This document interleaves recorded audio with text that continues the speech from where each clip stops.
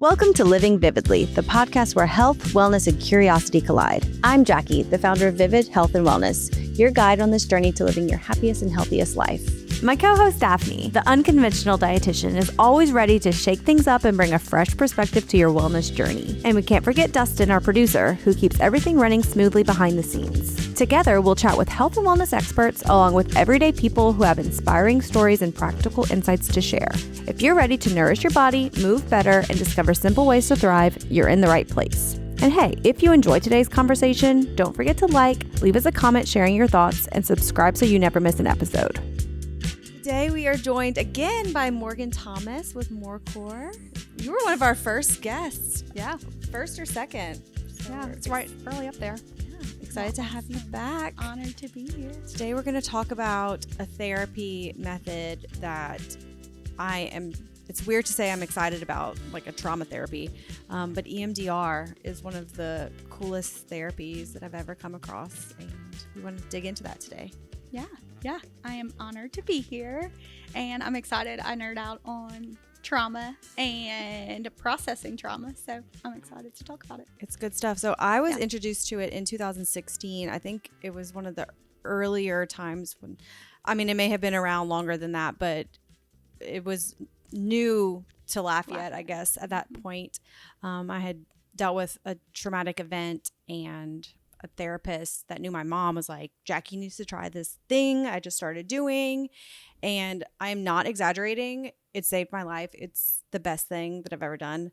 The little sanity that I have today is largely due to EMDR. Yeah. Before we get into EMDR, let's talk about trauma, because how would you define trauma? Because everybody, I think of trauma as being big life major events, but I know now, after having talked to multiple therapists, I did a podcast with a therapist before we did this one, and he did not think that they were big events. Trauma can be literally anything. So give me what your definition of trauma is. Big T's and little T's. That's what I say all the time, because everybody has a different view of trauma. And like you said, I thought it was these huge events, and it is, but it's also little events that add up to a big trauma. Trauma is any event that happens to someone, or someone witnesses something, and it causes a fight or flight response in our body. So that can look different in everybody, because some people fight, some people freeze, some people flee. But it causes a response in our body that causes all the alarm bells to go off. So all of our organs, arrest and digest, shut down, and we are really rigid and tense, ready for, back in the day it was running from a lion, or, that we use that analogy often, but that's what happens in our body. Everything goes to our heart and our adrenaline to pump and be ready for hypervigil for anything that's happening. Trauma, again, can be big T's, like a car accident, being abused, somebody getting shot. There's a lot of different big traumas, and there is also a lot of little traumas that start, and that's where a lot of people with anxiety, and they have no idea what it's from, or depression, and they don't know why, is because when little T's happen often, as in several things, you lose a job, your mom dies, your cat runs away, all of those things in a small amount of time, a lot of time is also a trauma, because your body's sensing all these dangers, our safety is compromised, basically, mentally, physically, whatever that is. And so then our body produces, again, the fight or flight response, and we are hypervigilant in every single thing, meaning our heart is racing. We feel like we have to be on edge. You get that super tunnel vision almost, and that's why the overwhelm comes on, and everything in our brain chemistry changes. I've heard a little bit more described a little bit differently, which this sounded I could remember this. Yes. So Yeah. it was described as anything that changes your view of the world or where you stand in your view of the world. Okay. And so I thought, okay, well, that could encompass a lot more than just All big the things I traumas, just you know, said. like, Right. yeah, I mean, so I think what you described That's was like the physical, like physically or physiologically what's happening. But from maybe the mental side, if it could be anything like even childhood traumas, whenever you're in school and somebody makes fun of you, and then all of a sudden you believe that you're less of a person, and you start moving through life like you're less of a person because someone said something ugly to you, even though it doesn't really mean anything necessarily. You put meaning to it and it changes the way you start moving through the world. That was a definition of trauma that I heard that I thought, oh, okay, well, that makes so much sense to me because I can relate to that. Yeah. And a lot of times, like these traumas that happen to us, and they change the way we think about the world, ourselves, how we just like go through life. Going to a normal like talk therapy session, while it might help us emotionally, it doesn't really help change the way our body's responding to what happened. Like the physiological part of it. Right. Correct. Which is where What- EMDR comes into play. So what does EMDR stand for? Eye movement, desensitization, reprocessing. Okay. Which is a fancy way of saying that we cause rapid movements in our eyes by several different ways that make our body calm enough to be able to remember a memory and process it in an adaptive way instead of a maladaptive way. So when you say adaptive versus maladaptive, what can you describe that? Break that down a little bit more. Maladaptive is what I just described of like heart racing, Okay. feel like you're overwhelmed, tunnel vision. Adaptive is being calm, being able to see something and process it in a way that's like, okay, I can see that, I can understand that, and I'm not rigid and uptight. My body is not freaking out. So you're processing it, that the event still happened. I'm not familiar with EMDR, so I'm just kind of wrapping my brain around it.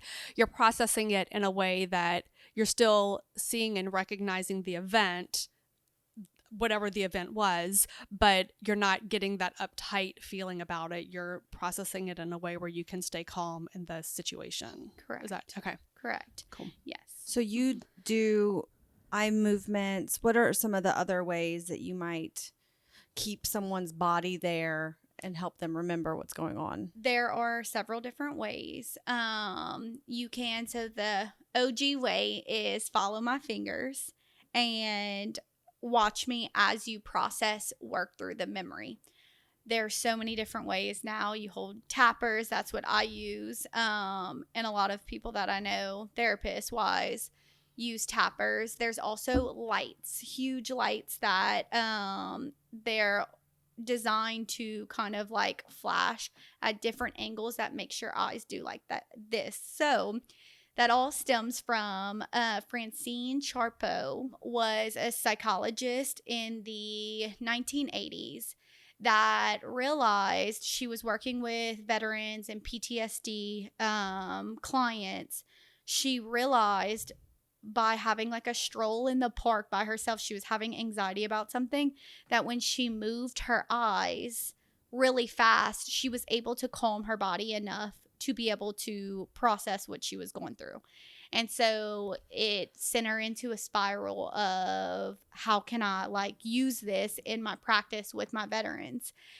And so she started using it, and it was like insane. They didn't understand it at first, like how, like, obviously, how does moving my eyes, which again can be just your brain goes back and forth.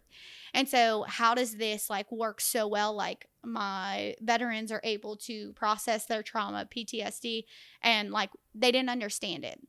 A lot of the science that we now know is that it kind of mimics REM sleep. So when we sleep, we dream, right? So dreaming is such a beautiful way, even though trauma nightmares, and we can get into that and that kind of stuff. Us dreaming every single night is so important, and that's why sleep is so important, because we're processing our day. We process it in really weird ways, metaphors and, things that we're like, why the heck did I just dream about what I dreamed about? But our REM sleep, our eyes are moving like that, actually, exactly how EMDR is. And so the cool scientific information that they've gathered from that is that when we do it on purpose while reprocessing a memory, our body is able to calm down enough because it's focused on that process, like on going back and forth. It slows everything down enough to be able to process the memory and it not bring us into that fight or flight and shut down mode. So we're able to bring it up in that way. So does that help us focus on what's actually going on more? Right. You can be in the moment. So when you go to a wedding or an event and you have anxiety, so to say, your body is doing all kind of like your heart's beating faster, your brain's thinking all the things. So somebody's trying to talk to you and you're like, what? Like I can't even hear because I'm so overstimulated. Because our body, our fight or flight is activated.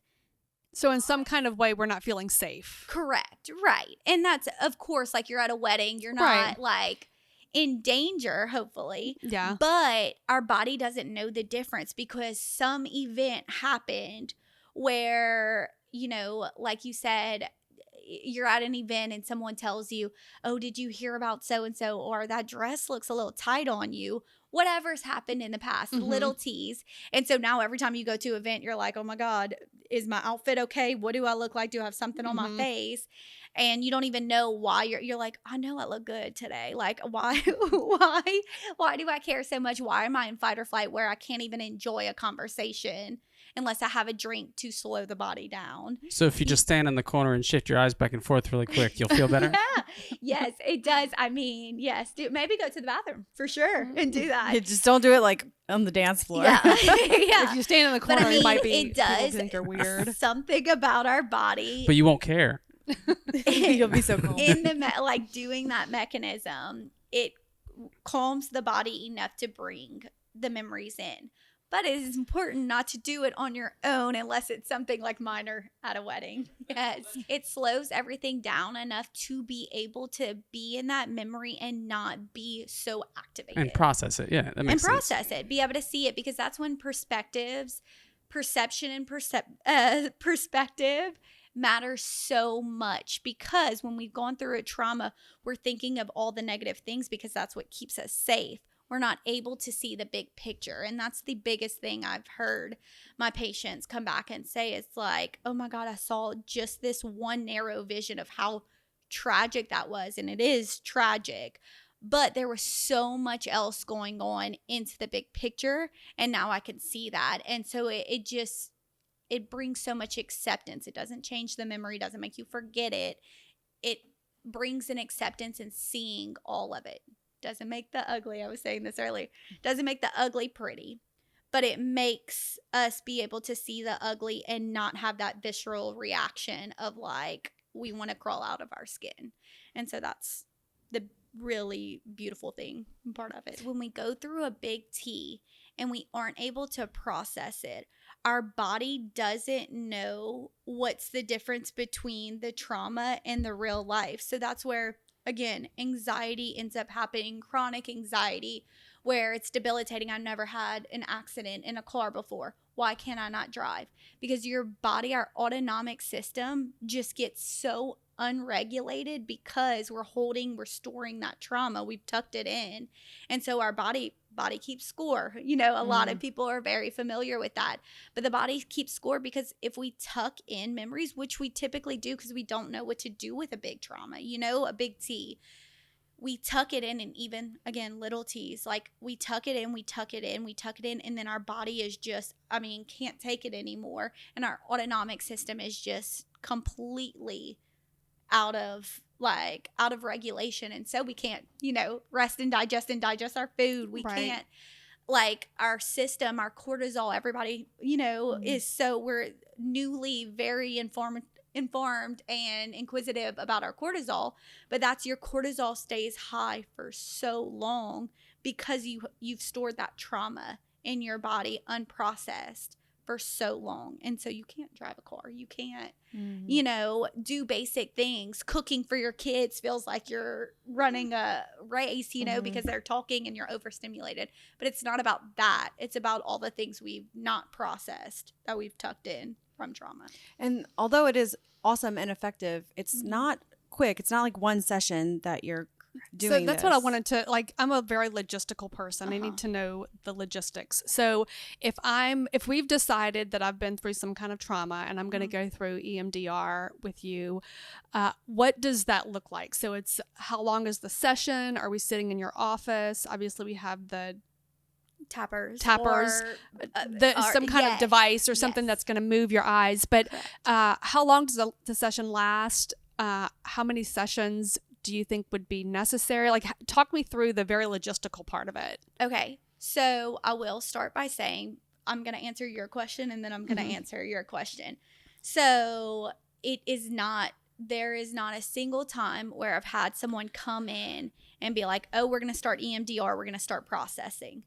That would do a disservice for so many reasons. You have to resource. So it is a process. It is actually an 8-step process.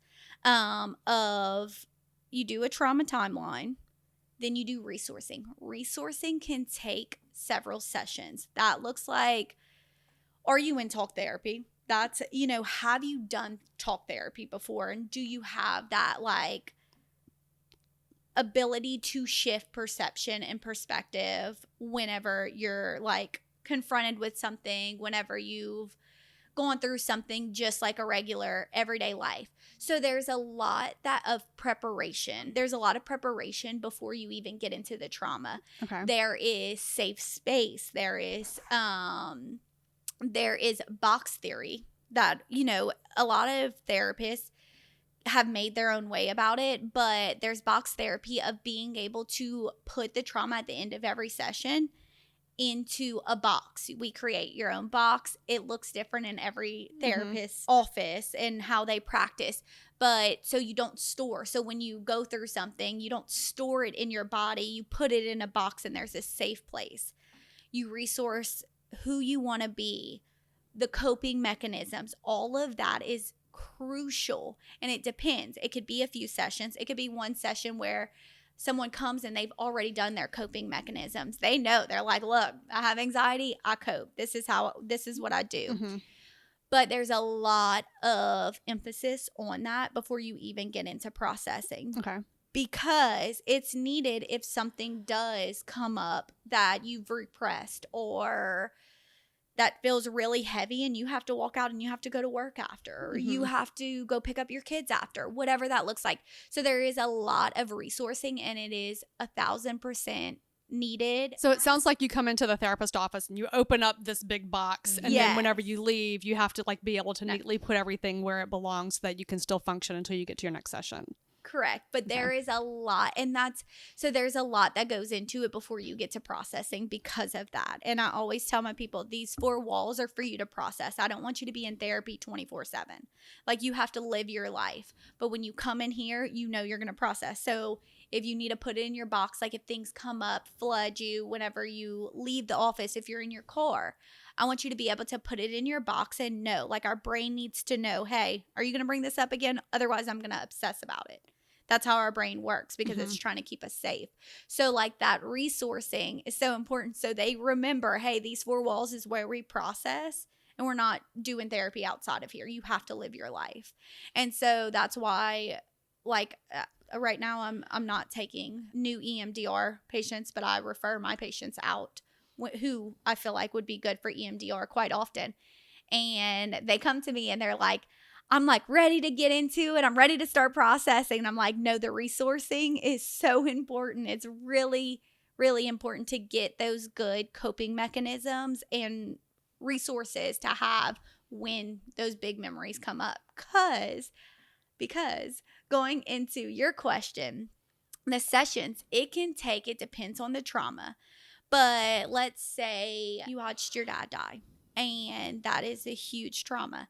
That's going to take anywhere from 1 to 5 sessions to when we get into reprocessing, That's how long that's typically going to take. It can take more if there's some complicated grief with it and other things.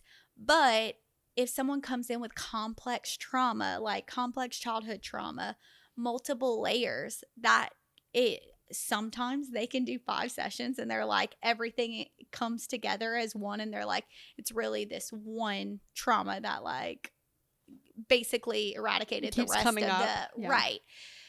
the rest of it. Or it can be 15 to 20 sessions. And so I know most therapists that are in Lafayette do 1 hour sessions if they do it. Again, I have 3 to 4 in my practice, but I diagnose and treat. I am referring out for EMDR.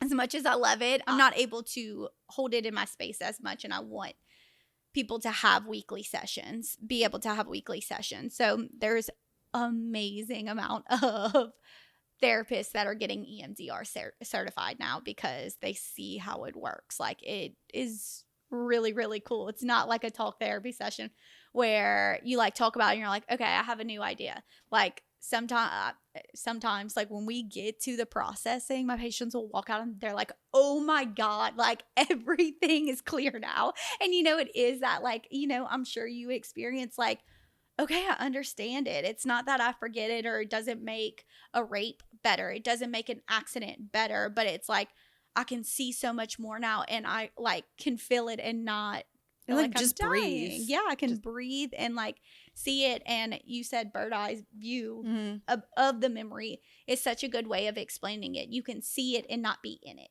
anymore. I kind of freak people out actually whenever I tell the story of when I tell my story, because it's so traumatic, and people that aren't familiar with it, after I tell the story, they're kind of traumatized by it. And I'm not happy, but I just don't have much of an emotional reaction when I tell it. And it freaks people out sometimes because of the EMDR.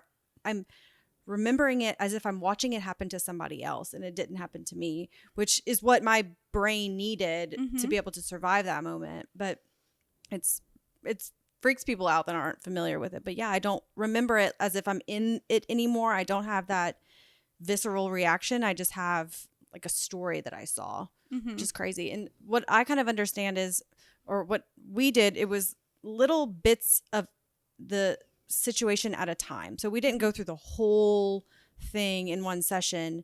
It kind of gave my brain the ability to process chunks. I guess it moves it from one area of the brain to the other, and it would be really difficult to move it all at once. So it was just little bits and pieces and layers of it, and kind of working from the inside out. And it probably took 6 to 8 sessions to get through whatever. And it's brutal. It's not easy. It's not like I left the first session like, oh, I can breathe. It was horrible.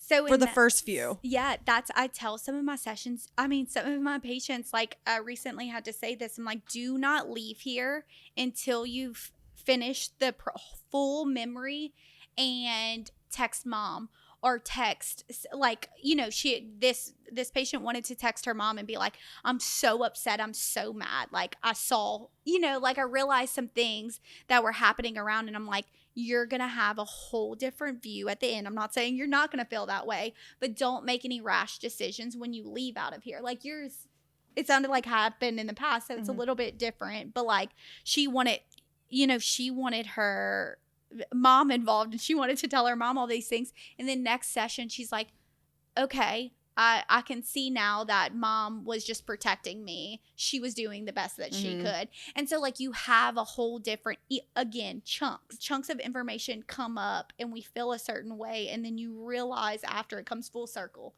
of like, okay, I see why I felt this way, but it's not the whole story. If that makes sense, you're able to see that whole picture. And so you also mentioned the body scan. We do a body scan, and we store, again, trauma in certain parts of our body. Like some people feel it in their throat, some people feel it in their chest. And so it can move like that, and you do a body scan after each session.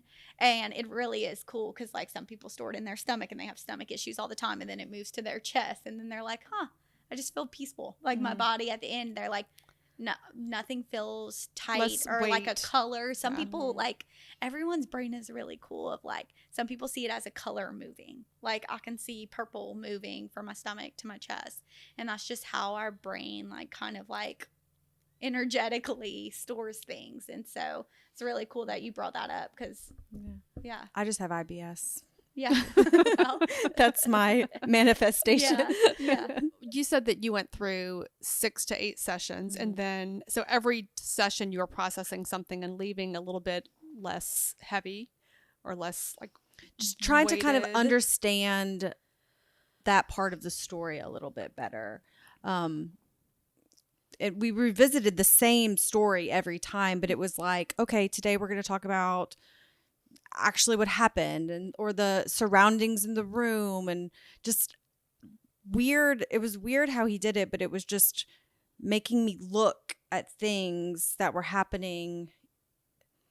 For an example, the events happening here, but what was happening on this wall, or what was happening outside. It just kind of unwrapped the whole thing. So I'll explain. I'm glad you said that, because I'll explain. So there is a trauma timeline. That's step 1, phase 1 of the 8 phases. You go through a trauma timeline, and each trauma you pick basically a sentence or a snapshot is what we call it, of the worst part of that event. Like, and that is what you target. When you get into the memory, you target that. You start off every single session with that target, that snapshot of the worst memory, and you tie a subconscious belief, because that is such a big part that we haven't even touched on, but a subconscious belief of, I am not good enough, I am unsafe, I am trapped, whatever subconscious belief is. We have a negative cognition is what it's called, so that's subconscious belief, and there's a positive one that we want to install, because there's an installing phase that you install that good memory of, I am enough, I am safe, I am whatever, I did the best that I could in that situation, whatever that is. And we install it when we're done processing a memory, because we want to move forward. How do we move forward with the process memory? So that's phase 1 of the trauma timeline, and getting a snapshot. And what's really cool is you don't necessarily have to walk your therapist through the trauma. If you want to process internally, you can process internally. All we need to know, whoever is kind of guiding you in it, all we need to know is the snapshot at the end of the day. You can say, some of my people process out loud, some people process internally. It doesn't matter. That's my favorite thing. I haven't even talked about this. What drew me so much to EMDR is that your brain has all the answers in it. I'm not doing anything. Like, your brain has the answers. All I am is facilitating you and allowing you to be able to feel what you feel and see what you see. So it's really, really cool and neat that you give that. Like, the patient has the person, whoever has the autonomy and has the answers. It's just we can't slow down enough or have the space to even be able to process that memory. And so being able to have that and have a facilitator in a safe spot of, like, I'm going to guide you, but I am not inserting, well, maybe you should have thought this way, or maybe you should have done this. I'm not going to do any of that. You have the answers. I'm just going to guide you into what you already know, because our brain blocks when we're unsafe. And so it's my favorite part of it, because I've heard people like come up with some really like revivalist stuff, and it was their own thoughts. It wasn't like I implanted it into their brain. Like, they came up with it all by themselves. And so that snapshot is really cool. So we do the snapshot, we do the resourcing. When we get into processing. So is this going into like step 3? Yes. Okay, I want to walk through the 8 steps. Or yeah. Phase 3. Okay. So there are set assessments that we do to make sure somebody's not disassociating, because that's a big thing with trauma. Obviously, people disassociate. And so by disassociate, you mean? If something's happening that you're not there. Okay. Your brain is just turned off. Okay. Like, you are in a whole different spot. So we assess. We do a pretty long assessment without you even realizing it. I mean, I'll say, hey, I'm questioning this, but it's kind of worked into everything to make sure if somebody does disassociate, there's some extra training we had to do to be able to accommodate that and make sure they're not disassociating, because then you have to process. Seems like you have to be worthless there. if you're not. Yeah. Like Yes. disassociating while trying to process Yes. or reprocess. Yes. Well, and so a lot of people disassociate if they've been through a lot of complex trauma. So they're here, but they're not really here. So making sure that we find grounding things and we just work in, and that's where the resourcing again of like, how can we stay grounded? How can, if I know someone disassociates, I'm going to do things that like keep them in the room while being able to process. So then, yes, you move to phase 3, and it kind of, the phases go back and forth. So it's not like, It's not linear necessarily. It's not linear. Processing. So we get that snapshot, and what I tell my patients, what I was taught is you're going to picture images that come in. It's like a train. I don't want to derail you. I'm not going to input my thoughts and what I think. I just want you to keep on the train. Like I said, some people are processing out loud. They're telling me, I'm seeing the door, I'm seeing my dad, I'm seeing a plant, I'm seeing whatever. They're going through their memory. It's a tunnel. Until you get there, I'm not derailing you, because if I put my step in, then they're going to completely come off track. So your brain has the answers. It just needs to be slowed down, which is what the tappers do, to be able to process those memories and bring them up in a safe way. And you are on that train and you are like rolling through those memories. And every so often I'll ask, hey, if they're processing internally, hey, what are you seeing right now? I just need a sentence. And they'll tell me a sentence. And as long as we are not completely like, I'm thinking about what I ate for dinner last night, I'm going to tell you to keep going. And they get to, it's really, really cool. And it's so, like, I'm having trouble like being able to put it into words, because like what people can see and what they come to with the memory is just so fascinating, and everyone's so different because our experiences are so unique. But what they're able to see is really cool. And like sometimes it is negative at first, but that's not the full memory. They keep going, and then they can see, they end up getting to this spot where they're like, I see everything and I just feel peaceful. Next phase is we recheck where they feel in disturbing level of that snapshot. So we go back to, I am unworthy. Okay, where do you feel on scale of 1 to 10 unworthy? They're like, I'm still feeling a 2.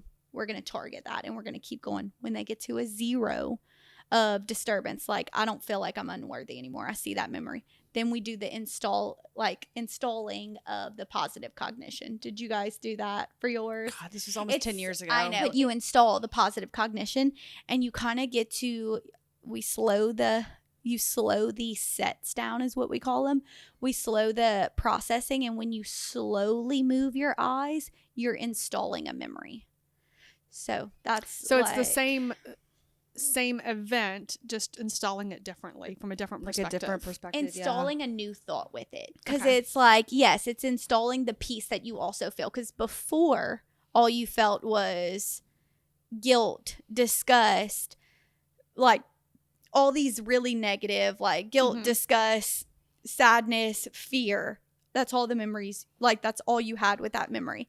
So now you get to feel like peace with it, and you get to add in the full picture of, yes, there was some fear there, I can see that, yes, there was some guilt there, and all the things that come with trauma. But now I have some peace, and I can like see it from different levels, and that's where like I am worthy still.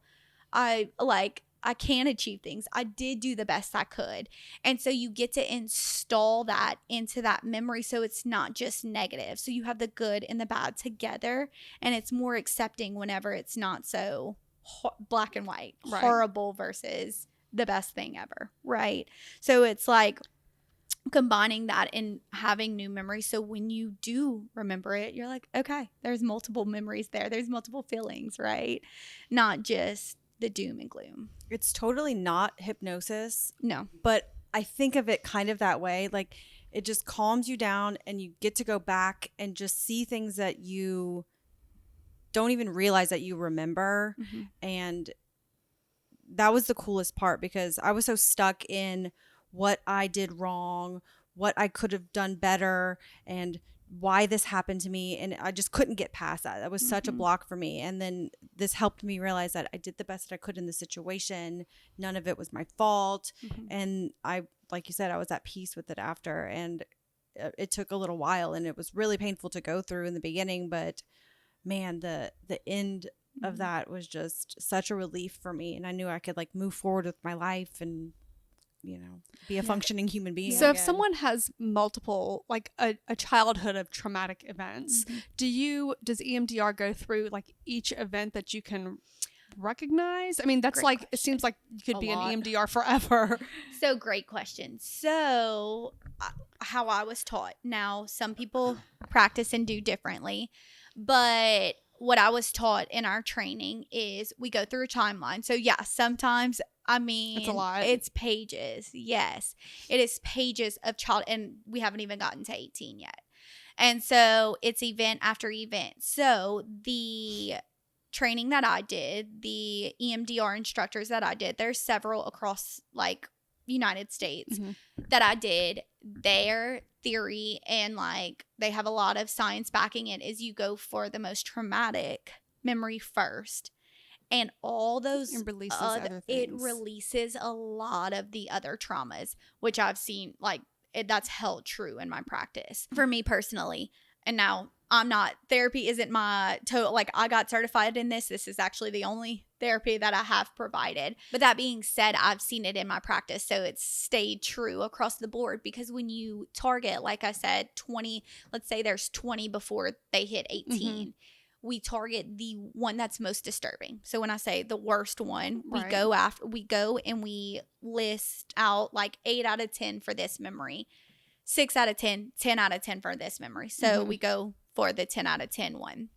And in that processing that memory, multiple of them come in, because when we've been through a traumatic event, our brain ties a lot of other events to it. And so when they process that one trauma at the end of it, they're like, well, scratch that one off, because it came up in this one. And I was able, like, it's almost like I'll see and hear, like almost I can see that one trauma. I'm like, okay, she just released that. Like that just came up, and she was able to see a bigger truth with that. So they get tied in. So that is, that's how I was trained. That is how I practice, and it's stayed true. Like we still have to, of course, there's some that are still on the list whenever we're finished for people with complex trauma.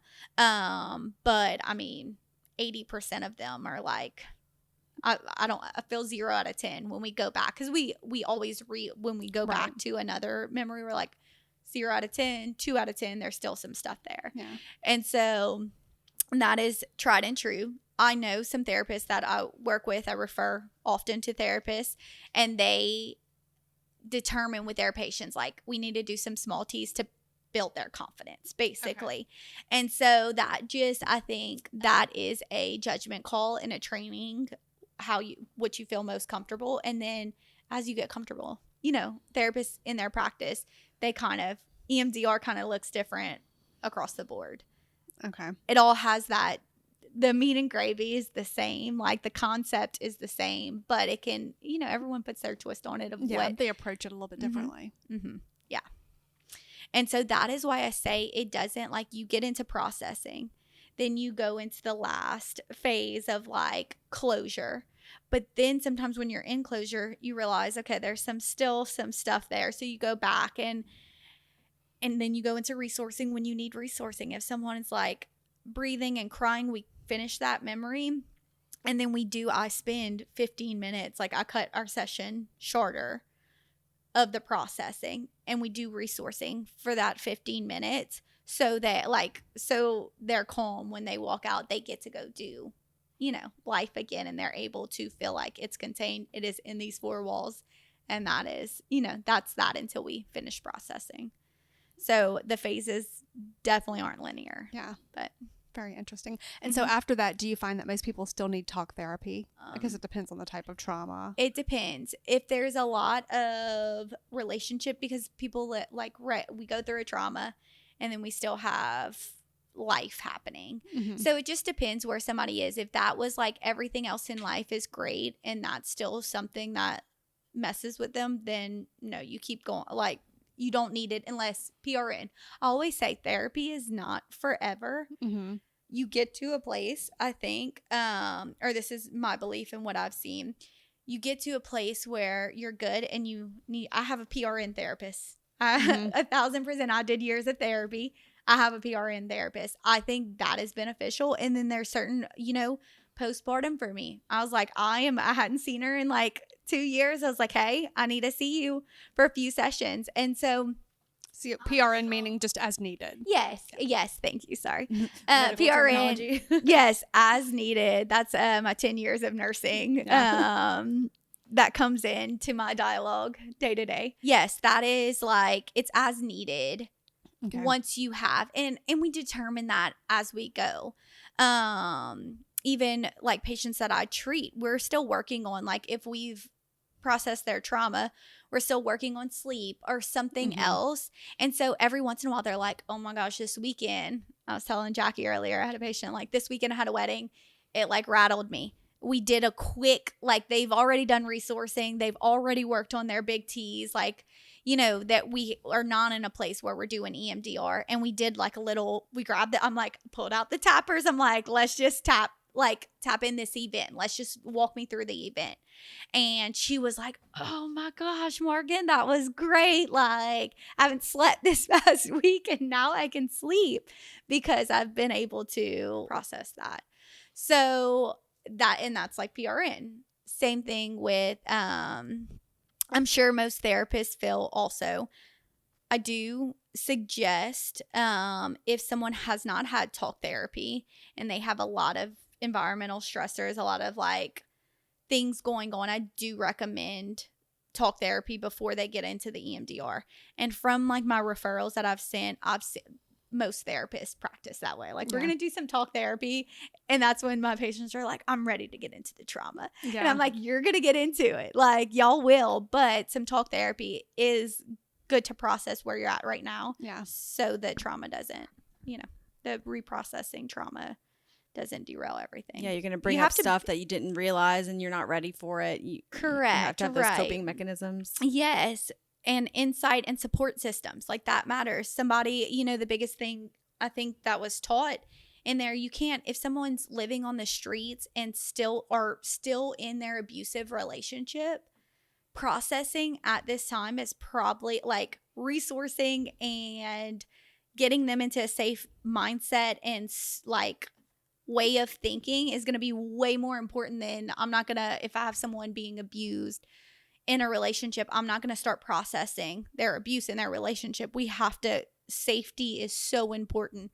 Housing is important. Like, Right. those type of things, or Just the hierarchy of needs. grounding that need to be in place. Having your support system, like family, friends, having that to where you can leave here and not sit in your house. And so those things are important, and I think we do a disservice if we just like went into processing sometimes without having those, that talk therapy. Or it doesn't always have to look like talk therapy beforehand.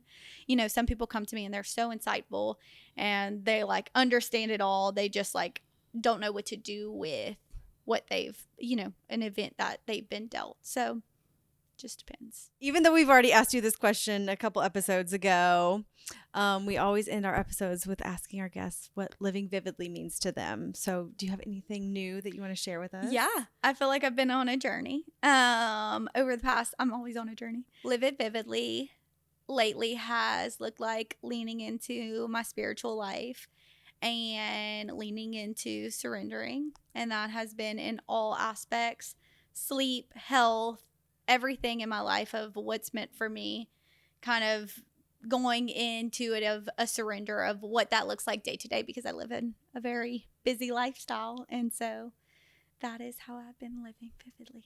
Thanks for listening to Living Vividly. If you enjoyed today's episode, please leave us a review and subscribe. We'd love to hear from you.